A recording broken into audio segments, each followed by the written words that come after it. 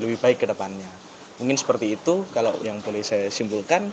Kita mau lanjut untuk mendengarkan ke Gus Aan terlebih dahulu mengenai perspektifnya. Monggo Gus, silakan. Begini, saya akan ngomong 3 hal.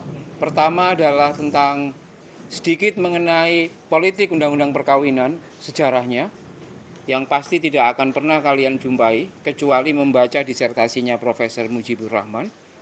Yang kedua, saya akan ngomong soal putusan itu. Dan yang ketiga adalah pasca putusan itu.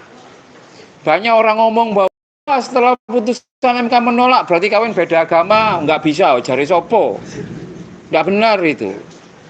Yang ditolak itu kan permohonan MOS, ya kan? Ditolak, udah. Artinya itu uji materialmu. Jadi ini ada orang namanya Pak Ramos, orang Katolik, merasa dirinya tidak bisa kawin dengan pacarnya yang Muslim. Lalu dia ngomong, asumsinya adalah karena ada pasal 2 ayat 1. Pasal 2 ayat 1 itu menurut dia itu dianggap sebagai jebakan. Di situ berbunyi perkawinan adalah sah apabila dilakukan menurut hukum masing-masing agamanya dan kepercayaannya itu. Karena Pak Ramos nggak terima, akhirnya dia challenge itu di MK. Oleh MK ditolak, nggak oleh. Dan ini bukan pertama kali MK melakukan penolakan. Udah 3-4 kali ditolak. 4 tahun yang lalu, 5 tahun ditolak terus. Tetapi kalau kita mau ngecek putusan di Mahkamah Agung, terakhir saya cek ada satu pengadilan negeri tanggal 22 Desember 2002 itu juga memberikan izin untuk perkawinan beda agama. Artinya apa? Artinya ini ada semacam, ini bagi kelompok yang kontra perkawinan beda agama, biasanya teman-teman Islam biasanya kayak gitu, maka dia ngomong tuh udah ditolak, berarti nggak boleh. Nah, bagi teman-teman yang nggak seberapa ngerti hukum, akhirnya apa? Udah deh, kita pacarannya berhenti saja. Kecuali kalau kamu masuk Katolik atau masuk Kristen atau masuk Ortodoks dan sebagainya. Yang ingin saya katakan bahwa sebenarnya pasca ditolaknya putusan MK, itu undang-undang hukum atau rezim perkawinan itu tunduk pada Undang-Undang 174 tentang perkawinan dan Undang-Undang soal administrasi Adminduk, administrasi kependudukan. Nah, sebelum itu saya ingin mengatakan seperti ini teman-teman. Kenapa kok urusan kawin beda agama ini ruwet? Kenapa dulu waktu zamannya Pak Karno gak ruwet? Kan begitu toh. Padahal kenapa gak ruwet? Ini kan ruwet. Nah, kawin aja dan lain sebagainya. Pertama, Undang-Undang 174 ini adalah hasil kompromi yang lama sekali, persis seperti komprominya RKUHP.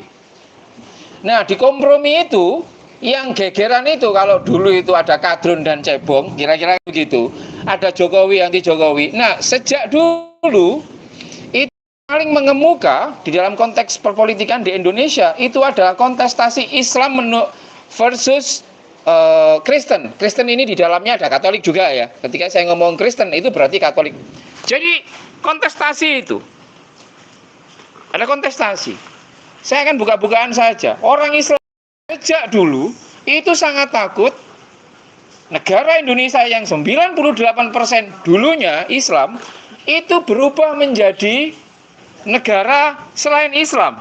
Artinya apa? Masyarakatnya dicolongi karo wong Kristen karo wong Katolik. Itu takut banget.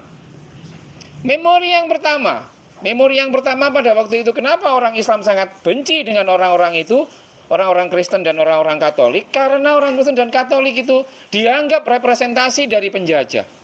Belanda boleh pulang ke sana, tetapi yang Kristen-Kristen ini, kalian di sini itu adalah quote unquote anak yang unwanted child, kayak gitu. Seperti itu. Jadi narasi ketakutan itu terus dipelihara. Kenapa terus dipelihara seperti ini? Ini mungkin lagi-lagi karena memorinya orang Islam pada waktu itu merasa dikuyok-kuyok oleh Belanda yang menganak emaskan Kristen dan Katolik. Saya kasih tahu, kalau nggak percaya baca tulisannya siapa orang Masyumi itu, Natsir, ya, Kristen dan Islam itu tahun 1934 itu. Pak Nasir ini gurunya Profesor Yusril Iza Mahendra, kayak gitu. Dari dia saya tahu bahwa sejak 1920 sampai 1940 Belanda itu memberikan perlakuan yang sangat berbeda ketika melakukan alokasi penganggaran publik kepada pengikut Islam dan pengikut non-Islam. Orang Kristen pada waktu itu cuman sekitar 1/10 dari orang Islam. Tetapi mereka dapat jatah, yang Kristen ini Katolik, dapat jatah 1 juta gulden. Orang Islam mate urip 5.000 gulden. Dari situ kemudian orang Islam mengatakan, nggak teli Belanda ini. Ini berasal dari kekecewaan itu. Itu memori yang pertama. Memori yang kedua, ketika menang di dalam melawan Belanda itu, orang Islam ngomong kepada teman-teman komunis, nasionalis, ketika Belanda berhasil ditumbangkan, orang Islam bilang begini, sekarang pemenang partai adalah saya. Karena kan orang Islam kan mayoritas. Di mana-mana kalau partai itu mayoritas, minimal kalau nggak dia jadi kepala bupati wali kota, ya ketua DPRD. Nggak mungkin Surabaya PDI menang, lalu dia nggak pegang ketua DPRD, itu kan nggak mungkin toh. Nah, caranya orang Islam seperti itu. Sekarang saya 90%, maka harusnya negara Indonesia diatur dengan cara-cara Islam. Wajar dong, the winner takes all. Mereka orang Islam memasukkan Piagam Jakarta. Beliau ini pakar Pancasila. Tetapi yang terjadi sampai sekarang Piagam Jakarta tidak bisa diimplementasikan. Lagi-lagi politisi Islam waktu itu mengatakan, enggak ini wong-wong. Karena apa? Karena mensabotase mimpi. Di situ kekecewaan terhadap orang Kristen dan Katolik semakin memuncak. Ingat, ujungnya di Undang-Undang 174 nanti. Nah, yang sangat membuat orang politik Islam waktu itu sangat terluka adalah pada tahun 1967, pasca peristiwa G30S, ya. Antara tahun 1967 sampai 69 ada 1 juta orang yang minta dibaptis. 1 juta. Kalian belum ngerti, tapi teman-teman nanti yang punya akses ke dokumen kekatolikan, cari itu. Nah, Katolik menangguk banyak domba untuk diinikan. Sekarang bayangin saja per hari ini, misalkan ada 3-4 orang yang awalnya Islam, tiba-tiba dia dibaptis, live show, ini kan ngamuk. Ini hampir 1 juta, bos. Gimana perasaan orang Islam pada itu? Oh gila, orang Kristen dan orang Katolik ini menikam kau sejak dari belakang. Dihitung 3 kali kamu menikam aku. Disitulah kemudian undang-undang perkawinan mulai digulirkan. Ketika ngomong orang Islam mengatakan kita prinsipnya poligami, tiba-tiba orang Kristen dan Katolik yang memang monogami menolak. Enggak, perkawinan harus monogami. Luka lagi politik Islam. Ada pasal di situ bahwa perkawinan beda agama itu diperbolehkan. Orang Islam mengatakan nggak boleh. Orang Islam, politik Islam pada waktu itu mengatakan, saudara kita itu loh kan, pokoknya kalau misalkan partai tertentu ngalor, berarti yang ngidul, berarti yang benar, kan kayak gitu kan. Dalam arti apa? Pokoknya apapun yang dilakukan, manuver-manuver kelompok-kelompok nasionalis dan kelompok kekristenan pada waktu itu menyangkut undang-undang perkawinan, termasuk setuju perkawinan beda agama, di mata politik Islam waktu itu hanya ada satu cara. Ini adalah cara licikmu, orang-orang Katolik dan Protestan, untuk mencuri. Aku berusaha untuk membawa aura. Ini luka batinnya nggak karu-karuan. Pak Harto pada waktu itu nasionalis, tapi karena digencet kiri kanan, Putin itu pro. Jadi pada waktu itu ada 2 draft undang-undang perkawinan, 1 milik Kementerian Agama, 1 milik Departemen Kehakiman. Ada 2 draft.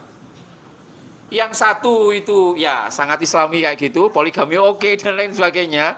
Perkawinan beda agama tidak boleh. Nah, yang Departemen Kehakiman itu sangat apa ya? Sangat progresif lah. Kayak gitu. Ya kayak gitu. Nah, nanti ujungnya ya di Kasbul nanti. Kayak gitu. Nah, akhirnya ujung-ujungnya adalah negara menggunakan politik jalan tengah yang itu dianggap merugikan oleh orang-orang Kristen.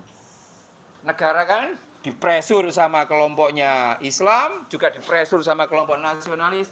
Dia kayak gini, ya wes, perkawinan dianggap sah kalau didasarkan pada hukum agama dan kemudian dicatatkan. Jadi negara ini main aman.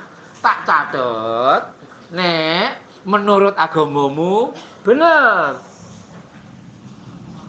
Akhirnya orang Islam mengambil ini kan. Kami mendeklarasikan bahwa KUA atas nama Islam tidak memperbolehkan perkawinan beda agama. DGI itu apa? DGI itu nama lain sebelum PGI. Dewan Gereja Indonesia, PGI. PGI yang awalnya kenceng untuk pro perkawinan beda agama, melihat Islam, kelompok Islam nutup, nggak mau perkawinan beda agama, oke, kamu nutup, kami juga nutup.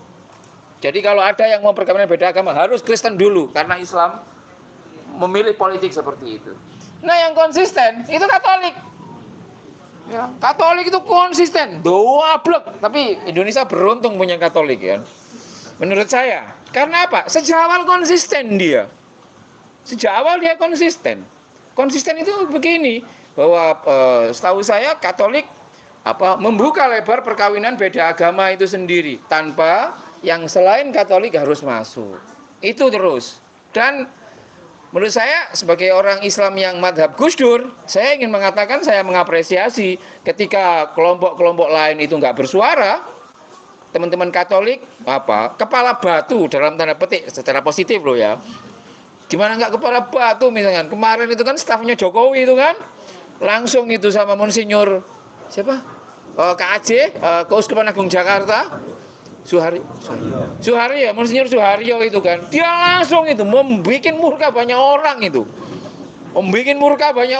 orang Islam maksud saya kayak gitu. Maka ketika kemarin itu ramai perkawinan beda agama, alarm politisi Islam ini kemudian langsung seperti tersulut, wah hati-hati ini, Katolik is back atau kekristenan is back kayak gitu-gitu. Nah, ini aku Islam loh ya. Maksudku aku mencoba untuk menarasikan itu dengan segamblang mungkin. Maka yang awalnya biasa-biasa saja sebelum 2019 itu perkawinan beda agama itu cukup di cukup di Dispenduk Capil. Nggak perlu ke pengadilan-pengadilan. Tapi pasca kasusnya stafnya Jokowi, nampaknya Dirjen Dispenduk Capil Profesor Zudan, ini live ya saya ngomong, Profesor Zudan itu seperti kena, mungkin ada yang ini ya, ada yang nyentil gitu. Itu gimana? Akhirnya apa? Hampir semua Dispenduk Capil kabupaten kota di seluruh Indonesia tidak lagi mau menerima perkawinan beda agama. Dia kira-kira bilang seperti ini, kalau lu dulu boleh di sini, sekarang nggak boleh sampai ada perintah pengadilan. Maka perkawinan beda agama disuruh minta penetapan, bolanya dilempar ke pengadilan negeri dulu. Nah, yang sebenarnya nggak ribet sih, sebenarnya nggak ribet, ya ribet juga sih. Iya ribet, dan ketika kita ngomong ribet itu yang diinginkan oleh orang-orang yang tidak suka dengan itu seperti itu. Tetapi apakah itu bisa? Bisa. Saya memfasilitasi perkawinan beda agama itu 3 kali. 2 kali itu Islam Katolik, ya Islam Katolik. Saya tulis di Facebook, artinya tak obral wis nyok carane. Kayak gitu. Yang tutorialnya. Yang kedua itu Protestan, GKJ dengan orang Islam, kayak gitu. Pemberkatan di gereja dan pakai ijab kabul, dan kemudian dapat suratnya pakai Dispenduk Capil. Artinya itu bisa. Nah, begini teman-teman sekalian, kemarin saya membaca risalah putusan dari undang-undangnya Pak Ramos itu. Dari 9 hakim 9 hakim ini hampir semuanya sepakat menolak titik. Kecuali 2 hakim. 2 hakim ini juga menolak. Tapi dia bilang begini, saya punya alasan tambahan. Pertama adalah yang mulia Hakim Konstitusi Soehartojo. Soehartojo ini orang kelahiran Sleman. Dia tapi dia kaya ini. Kemarin saya cek di LHKPN-nya, itu dia punya Harley, pokoknya kaya lah begitu kan. Saya cek itu sampai itu. Hartanya 13 miliar berapa begitu. Sampai segitunya loh saya. Soehartojo, yang mulia Hakim Konstitusi itu mengatakan kira-kira begini, negara nggak bisa terus-terusan kayak gini. Ia mengutip catatannya ICRP, International Conference Religion and Peace. Dia mengatakan sejak 10 tahun terakhir ini ada 1.400 sekian orang-orang yang menyelenggarakan perkawinan beda agama untuk menyiasati rumitnya Undang-Undang 174 oleh Hakim Soehartojo. Mereka ini melakukan dalam tanda petik penyelundupan hukum supaya legal. Menurut Pak Soehartojo itu ada setidaknya 3 cara penyelundupan hukum. Jadi orang perkawinan beda agama biasanya menggunakan salah satu dari 3. Pertama, itu kawin nang luar negeri sing duwe duit, Australia, Singapura dan lain sebagainya. Kawin di sana, dapat surat, pulang ke sini, didaftarkan di Dispenduk Capil, kemudian dikasih surat ini. Dulu gampang. Sekarang Capilnya menurut beberapa informasi nutup. Capilnya bilang, kalau ada yang seperti ini, yuk ke pengadilan negeri dulu. Minta di penetapan dulu. Baru kalau oke, kami akan keluarkan. Jadi oleh Capil semuanya itu diribon atau dilimpahkan ke PN, ke pengadilan. Itu yang pertama. Yang nomor 2 itu manipulasi agama. Manipulasi agama itu adalah salah satu pasangan itu melakukan konversi agama temporer. Katakanlah aku sama Listia Islam, aku Kristen. Ya sudahlah. Karena nggak bisa, timbangannya nggak bisa, ya sudah, aku tak syahadat dhisik. Kawin secara KUA, dapat surat 1 tahun santai-santai, aku kemudian balik ke agama asal. Nanti kalau oke, KTP-ku akan aku ganti yang awalnya Kristen dari Islam menjadi Kristen lagi. Manipulasi agama. Nah, yang ketiga, seperti yang aku lakukan mesti aku fasilitasi begitu ya. Yang aku fasilitasi dua-duanya KTP-nya tetap dia ya Islam, aku Kristen, ya.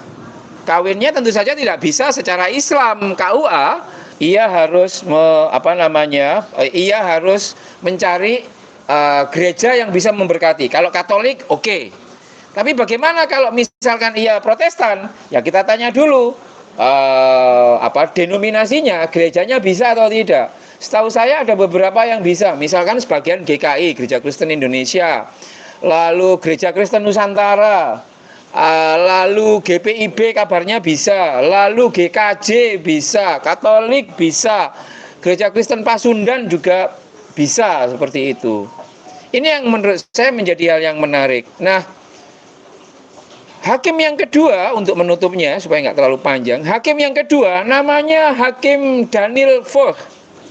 Itu lulusan SMA Negeri 1 Kupang, Nusa Tenggara ini. Sekarang dosen di Fakultas Hukum Universitas Atmajaya Jakarta. Katolik kayaknya dia ini. Makanya progresif. Dia mengamini apa yang dikatakan oleh Hakim Soehartojo. Malah yang lebih gendeng lagi. Gendeng itu artinya oke gitu kan. Malah dia mengusulkan harusnya Undang-Undang 174 perkawinan itu dibuka untuk melegalisasi semua model perkawinan. Kalau itu terjadi, saya usul, ya, dia bilang, saya usul ada 4 kategori perkawinan. Jadi ini kayak outlet begitu ya. Pertama, perkawinan yang seagama, artinya seperti ini. Kalau Islam campur Islam di KUA, selain Islam di Dispenduk Capil. Nomor 2, perkawinan beda agama. itu juga kata dia, negara juga harus memfasilitasi. Ditanya mau dicatatkan di KUA atau mau dicatatkan di Dispenduk Capil, petugasnya nggak boleh menolak.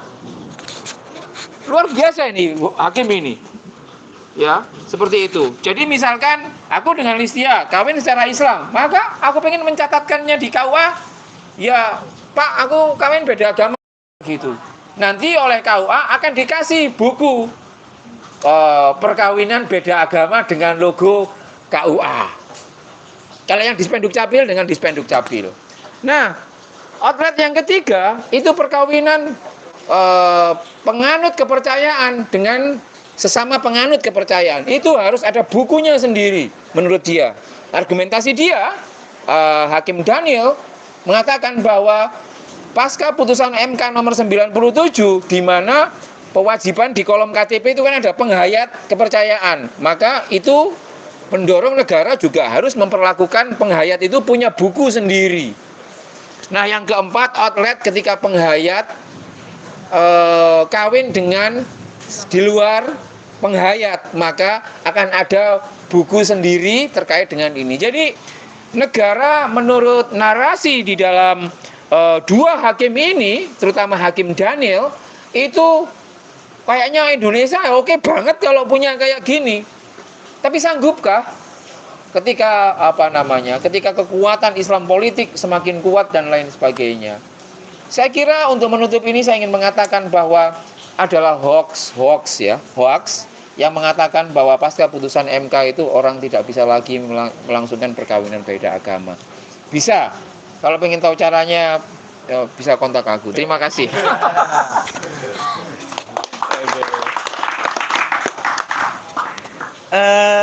Tapi Gusaan, mungkin buat nambahi, Apa? mau nanya satu hal. Apa ya? Kemarin saya juga sedikit baca-baca lah, Iya. mencermati di laman resminya MK, mkri.id, bahwa di sana tercantum memang yang jadi uji materi itu kasusnya Pak Ramos. Iya, Tapi dari satu kasus itu negara atau mungkin MK ya dalam hal itu ya, itu memberikan keterangan bahwa mereka menolak seluruh permohonan dari para pemohon mengenai perkawinan beda agama. Nah itu gimana Gus? Maksudnya mungkin statement permohonan ya. Ya, statement tadi agak kontradiktif dengan statement akhir gitu yang disampaikan sama Gusaan gitu loh. Ya. Dan itu gimana kita menanggapinya? Atau perspektifnya Gusaan minimal? Gini, aku nggak tahu ya, oke, teman-teman yang ngerti hukum, MK itu harusnya itu tidak membuat norma baru. Tidak membuat norma baru, artinya apa? Begini, Pak Ramos itu kan di dalam uji materialnya itu kan punya daftar keinginan lah. Didiskusikan 1, 2, 3, 4, 5. Yang dimaksud seluruh permohonan Pak Ramos itu adalah seluruh permohonannya Isa yang diajukan ke Mahkamah Konstitusi. Bukan semua orang yang ingin melakukan perkawinan beda agama, tidak seperti itu. Apa? Pemohonnya nggak cuma satu, banyak kayak gitu. Nah, itu yang pertama, dan yang kedua di situ juga tidak ada di putusan itu yang mengatakan bahwa per hari ini Undang-Undang 174 harus dimaknai melarang perkawinan beda agama, tidak ada. Karena rezimnya berbeda. Ini kan Mahkamah Konstitusi, beda kamar dengan Mahkamah Agung. Yang berwenang itu kan untuk mengadili itu kan Mahkamah Agung dalam urusan penetapan ini. Nah, poinnya aku ingin memberikan penafsiranku atas ini bahwa menurutku kawinan beda agama ya di Indonesia itu masih tetap tunduk pada Undang-Undang 174 dan Undang-Undang tentang Administrasi Kependudukan, di mana dimungkinkan orang yang beda agama itu menikah menggunakan penetapan pengadilan, dan itu bisa sepanjang oleh hukum agama masing-masing. Saya kira itu. Siap, terima kasih Gusaan buat